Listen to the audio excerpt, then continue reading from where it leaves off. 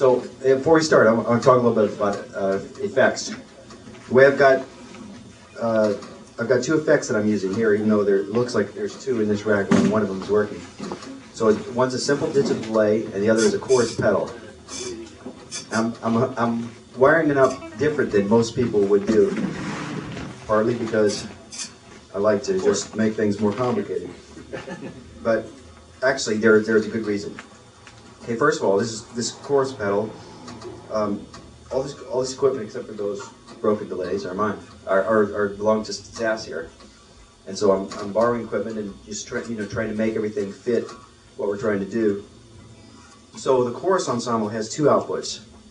Normally there's a mono output, which if you plug into the chorus you get straight signal and the chorus signal mixed together. However, if you plug into both outputs, it's when what people think is stereo, you get one output is straight and the other output has the chorus, the one where the pitch is changing a little bit. So what I'm doing is I'm plugging two chords into both the outputs, and I'm not using the straight one. It just plugged in so that it fools the unit into thinking that it should separate the combined signal to straight and chorus. Then the chorus output is going to a volume pedal, not just any volume pedal, Ernie Ball volume pedal, and then that's going to a separate amp. So the guitar just goes straight in the what we'll call the dry amp or the main amp, one of these little PVs here, and I can add effect to what I'm playing. So if I'm just playing dry here, just straight, press down on the pedal, and you can hear the chorus, but it also adds to the sound. The original sound is totally untouched. All you're doing is adding a different sound to it from a different source. So it doesn't distort your signal. You may wonder why that is such a big deal.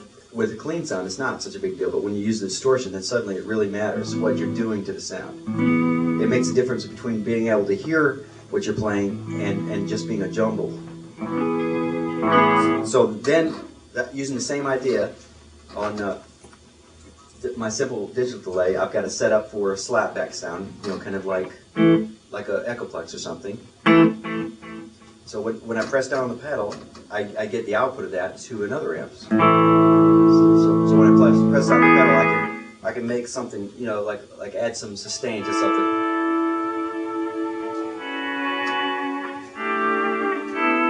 But if I'm playing lots of notes, so I can turn it off so that you can hear the notes. And it's a nice illusion to turn down the delay when you're doing complicated,